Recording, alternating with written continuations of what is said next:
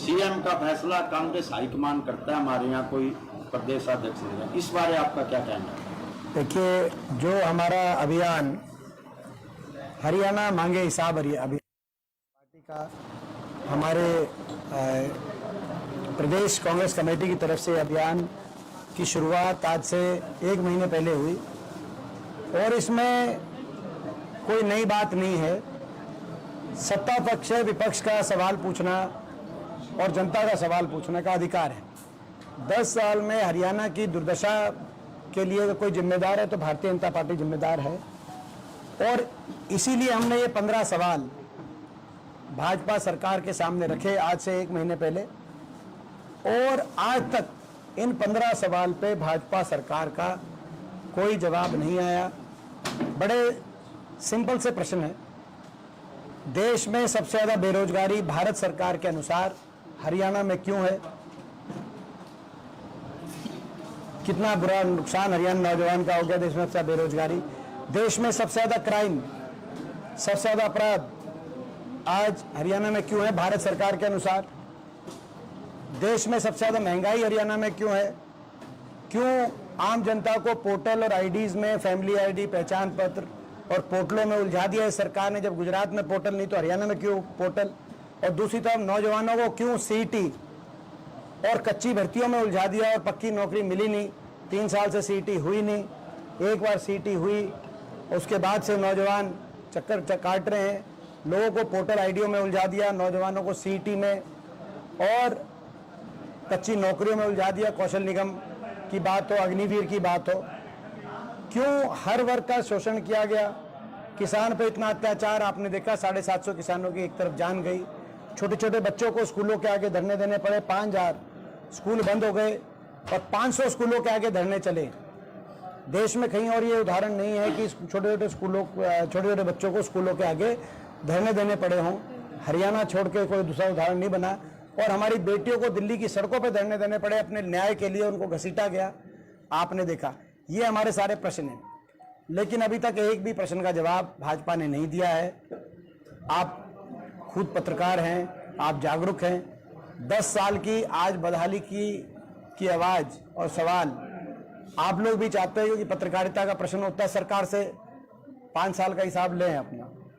तो ये हम आपके लिए भी, वे आपके माध्यम से हमारे प्रश्न सरकार तक पहुंचे, सरकार जवाब दें। सर, विनेश ने यहाँ से जाने से पहले अपने ट्विटर में लिखा था कि उनके साथ कुछ भी हो सकता है, ओलंपिक में वो गोल्ड से पीछे रहेगी। आप क्या मानते हैं, इसमें कोई राजनीतिक साजिश हो सकती है? देखिए, जो हुआ है वो देश के सामने है और जो कल पीटी उषा और इंडियन ओलंपिक एसोसिएशन ने जब अभी सुनवाई अंतर्राष्ट्रीय कोर्ट में एक सुनवाई चल रही है मेडल की, देश का ही मेडल आता ना वो, उससे पहले ये लिख के देना कि ये सारी जिम्मेदारी खिलाड़ी की थी और हमारी कोई इंडियन ओलंपिक आयोग की कोई जिम्मेदारी नहीं थी। जो साथ में जो चल रहे थे डॉक्टर, स्पोर्ट्स स्टाफ, बोले ये हमारी जिम्मेदारी नहीं थी, वेट की जिम्मेदारी केवल खिलाड़ी की थी। ये ऑफिशियल अगर ये चिट्ठी ऐसे समय में आना जब अंतर्राष्ट्रीय एक court of arbitration of sports के आगे ये मुकदमा चल रहा हो, तो आप क्या नियत मानेंगे इसमें? तो मेडल लाने की नियत है। और मैं पूछना चाहता हूं इनसे कि जिन्होंने ये चिट्ठी कल लिखी, अगर कोई जिम्मेदारी किसी अधिकारी की नहीं थी, खिलाड़ी तो 124 गए, लगभग 600 करीब अधिकारी साथ गए, तो जो अधिकारी जो थे वो क्यों गए अगर उनकी जिम्मेदारी कुछ नहीं थी? वो ऑफिशियल क्या पेरिस में घूमने गए थे, उनकी कोई जिम्मेदारी नहीं थी? तो मैं समझता हूं कि ये एक जांच का विषय है कि ये चूक कैसे हुई, किस स्तर पे हुई, किसकी जिम्मेदारी थी। बहुत से प्रश्न देशवासियों के दिलो दिमाग पे हैं, ये जांच का विषय है। निश्चित एक बार ये पहले फैसला हो, उससे उस समय तक हम जो है फैसले के बाद जो भी एक मेडल का फैसला होगा, इस पे जांच कॉन्स्टिट्यूट होनी चाहिए जिस पे विश्वास बने। मगर इस सरकार से मैं उम्मीद नहीं है कि ऐसा कुछ होगा। दीपेंद्र जी, कांग्रेस आरोप लगा रही है 10 साल में भ्रष्टाचार हुआ है। एक बार वो पूरा हो जाए बात। हमारा बहुमत होता तो हम इनको राज्यसभा भेज देते। भूपेंद्र सिंह हुड्डा जी का बयान आने के बाद आजकल बीजेपी वाले भी इसी बयान को दोहरा रहे हैं कि हम उनको भेज देंगे अगर वो इच्छा रखती है। देखिए, ये मैं उस हुड्डा साहब ने जो ये बात रखी है, मैं पूरी तरह सहमत हूँ, क्योंकि जो विनेश हैं वो केवल उनकी केवल भावनाएं हर्ट हुई हैं, ऐसी बात भी नहीं है। भावनाएं तो हर्ट हुई हैं उनकी, पूरे देश की भावनाएं हर्ट हुई हैं, लेकिन वो एक संघर्ष और साहस के प्रतीक के रूप में उन्होंने अपनी पहचान बनाई है, क्योंकि पहले उन्होंने अपने देश की सरकार से लड़ना पड़ा, अपने सिस्टम से लड़ना पड़ा, फिर दुनिया से लड़ना पड़ा, और दुनिया से लड़के वो जो है ओलंपिक फाइनल तक सही रूप से उन्होंने क्वालिफाई किया। आगे उनको मौका नहीं मिला, जो परिस्थितियां बनी आपको पता है। तो विनेश के साथ देश की भावना भी इसीलिए जुड़ी है क्योंकि वो एक संघर्ष और तपस्या के प्रतीक के रूप में, तो इसीलिए हुड्डा साहब ने जो ये सुझाव रखा है, ये बहुत अच्छा सुझाव है, और इसमें मैं इसका पूरा समर्थन भी करता हूं।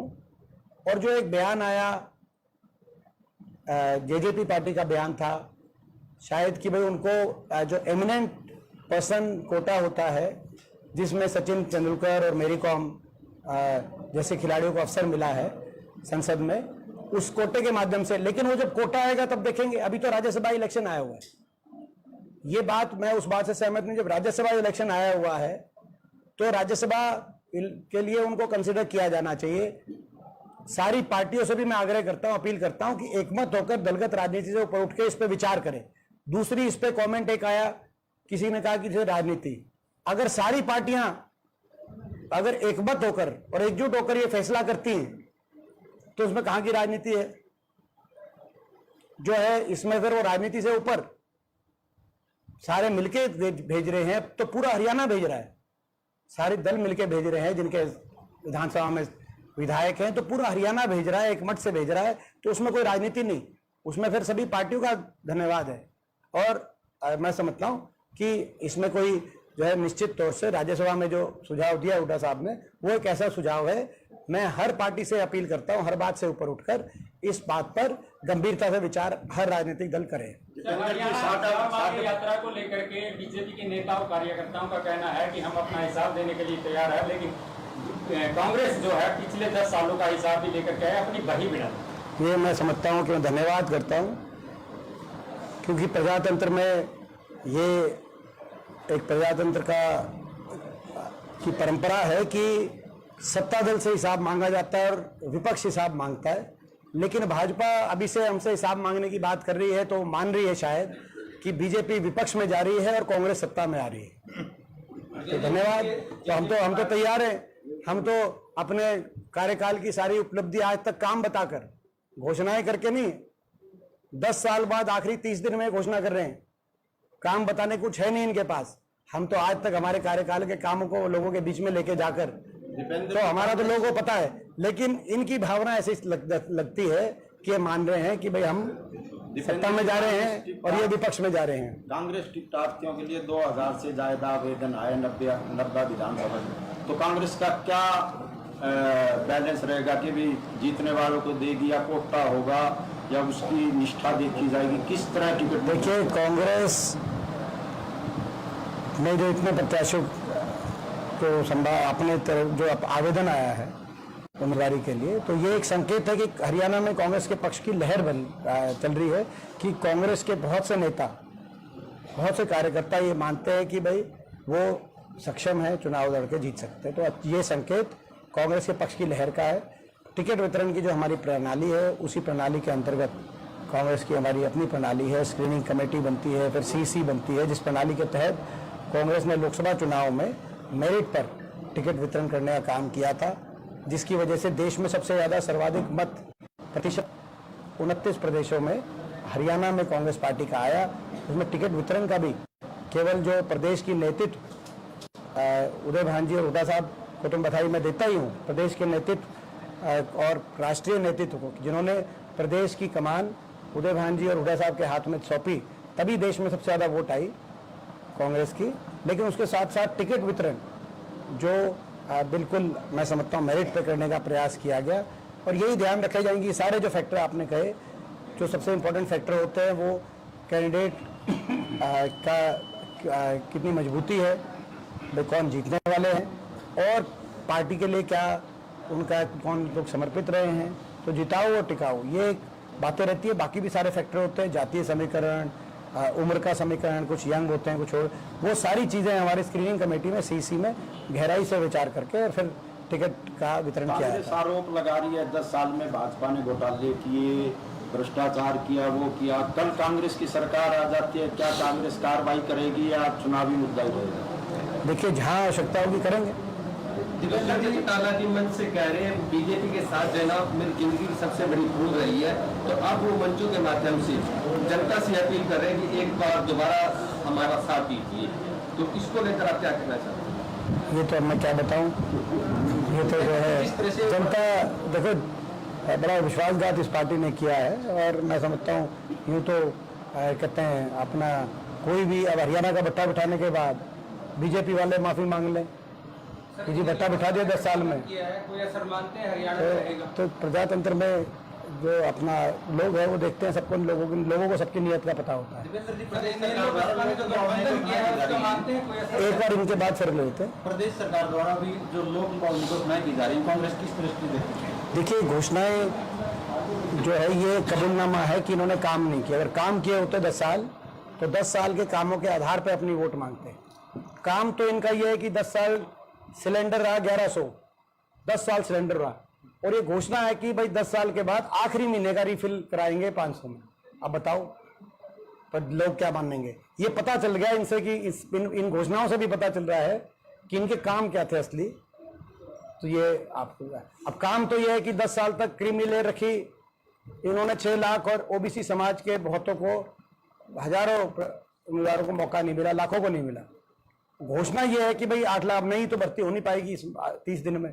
तो अब ये घोषणा ये है, अभी नोटिफाई भी नहीं हुआ 8 लाख क्रीमी लेयर की 8 लाख। तो फर्क ये है ना भाई, इससे ये भी पता चलता है कि इनके काम जो थे वो जनता के जन भावनाओं के हिसाब से नहीं थे, जन विरोधी काम थे। इनकी घोषणाओं से ये पता चल सकता है। दीपेंद्र जी, इनकी घोषणा ये बता रही हैं। दीपेंद्र जी, सबसे आपने कहा कि इनकी जो अच्छा, मौजूद प्रत्याशी उनके बीच में बोल रहे थे, उसके बाद फिर आ गए एक एक करके। अच्छा, कोई बात नहीं, चुनाव मानते हैं हरियाणा में? इनेलो बीएसपी का गठबंधन कुछ नहीं, ये वोट काटू पार्टियां हैं। इनेलो हो या जेजेपी हो, ये वोट काटू पार्टियां हैं। हरियाणा की जनता इनको पहचान चुकी है, इनका सच जान चुकी है। बीजेपी के इशारे पे ये अपनी राजनीति करने वाले लोग हैं। इस बार हरियाणा के लोग ऐसी पार्टियों को स्वीकार नहीं करेंगे। हरियाणा में 2 मुकाबले देखेंगे आप, एक बीजेपी और कांग्रेस का, जिसमें कांग्रेस प्रचंड बहुमत सरकार बनाएगी, और दूसरा मुकाबला हरियाणा में रहेगा इनेलो और जेजेपी का नोटा से। चुनाव नोटा से, तो क्या कांग्रेस तैयार जो आपने देखा लोकसभा चुनाव में भी नोटा से मुकाबला। कांग्रेस तैयार है क्या सर, अगर चुनाव पहले हो जाते हैं? अभी जिस हम तो तैयार हैं, हम तो तैयार हैं, हम तो मांग कर रहे हैं चुनाव की। पिछले जब लोकसभा चुनाव से जस्ट पहले आपने देखा होगा 3 विधायक हमारे पास निर्दलीय कांग्रेस को समर्थन कर गए थे, हुड्डा साहब को रोहतक आके। तब से हम मांग कर रहे हैं कि भैया अल्पमत की सरकार है, चुनाव कराओ। तो हमारी आज भी वही मांग है कि भाई चुनाव कराओ, अल्पमत की सरकार है, एक्चुअली में अल्पमत की सरकार है। दीपेंद्र सिंह हुड्डा के हर विधानसभा के साथ यार इसका इनका रह गया, एक रह गया। दीपेंद्र जी, आपने कहा कि हरियाणा में कांग्रेस से जिताऊ कैंडिडेट मैदान में उतारेगी, तो पिछले काफी समय से नरेश शेरवाल उपलाना में काफी मेहनत कर रहे हैं, क्या उनको उनकी मेहनत का फिर मिलेगा? सर मेरा भी सवाल ऐसा ही था, हर विधानसभा के साथ में कम से कम 15 से 20 जो कैंडिडेट है वो है भूपेंद्र सिंह हुड्डा के कार्यकर्ता, लेकिन उपलाना से अकेले नरेश शेरवाल है। तो किस प्रकार से पैरवी करेगा भूपेंद्र सिंह हुड्डा का जो खेमा? देखिए, ये कांग्रेस में एक ही खेमा है, राहुल जी का, खड़गे जी का। कांग्रेस एकजुट है, और जैसे मैंने कहा मेरिट पे जिन्होंने मेहनत करी है, लोगों के बीच में जो रहे हैं, आपने देखा लोकसभा चुनाव में भी आपने हमारे टिकट वितरण में देख लिया था, तो विधानसभा चुनाव में भी वैसा ही टिकट वितरण कांग्रेस पार्टी का रहने जा रहा है। सर्वेस पे लोगों के बीच की भावना जानते हुए कांग्रेस सबसे बढ़िया उम्मीदवारों को उतारेगी। आपको याद होगा लोकसभा चुनाव में जब टिकट बटी, तो टिकट बटते ही ये कहा भाई कांग्रेस अब मुकाबले में आ गई पूरे हरियाणा में। कहा आप भी कहा कहने वाले थे कि नहीं कहने वाले थे? अब तो आप पहले ही कह रहे हो कि कांग्रेस जीत रही है। तो जब टिकट वितरण होगा तो इस बार ये अप्रत्याशित टिकट वितरण के बाद कांग्रेस के पक्ष में माहौल बनेगा हरियाणा में। आपको नहीं लगता अब की बार भी कांग्रेस ही कांग्रेस को रहेगी? देखिए- दो तीन गुट हो रहे, वो कह रहे हैं मैं सीएम, मैं सीएम। देखिए ऐसा है जो है, मैं समझता हूँ कांग्रेस एकजुट है। अगर गुटबाजी कहीं है और भीतरघात की एफआईआर कहीं कट रही है तो बीजेपी मुख्यालय पे कट रही है। वो आप खबर दिखाओ, आप दिखाते नहीं हो। आप रंजीत चौटाला से पूछो कि कितनी मदद जो है रणबीर चौटाला जी की मदद कितनी कैप्टन अभिमन्यु जी ने करी थी, रणवीर गंगवा जी ने करी थी। आप डॉक्टर अरविंद शर्मा से पूछो कितनी मदद मनीष ग्रोवर जी ने करी थी, नरेश कौशिक जी ने करी थी। आप मोहन बडोली जी से पूछो कि उनके कितने विधायकों ने, बीजेपी के विधायकों ने सोनीपत में उनकी मदद करी थी। आप राव इंद्रजीत सिंह जी से पूछो कि वो क्यों जो है उनकी भाषा जो बीजेपी सरकार को का जो बीच में वो कह रहे हैं, क्यों कह रहे हैं। आप धनखड़ साहब से पूछो, धनखड़ साहब को हटवाने में किस नेता का रोल रहा। आप जरा अकेले से उनसे बात करके आना। आप कृष्णपाल जी गुजर से बात करना। आप पूछना कि आदमपुर चुनाव में ज्यादातर बीजेपी के नेता क्यों नहीं आए। तो गुटबाजी की और भीतरघात की एफआईआर कहीं कट रही है तो उसका एड्रेस है बीजेपी मुख्यालय। गुटबाजी वहां है। हरियाणा में एक गुट है, हरियाणा में राहुल जी का गुट है। राहुल जी के आशीर्वाद से, खड़गे जी के आशीर्वाद से प्रदेश कांग्रेस कमेटी चौधरी उदय भान जी की अध्यक्षता में और नेता विपक्ष चौधरी भूपेंद्र सिंह हुड्डा जी के नेतृत्व में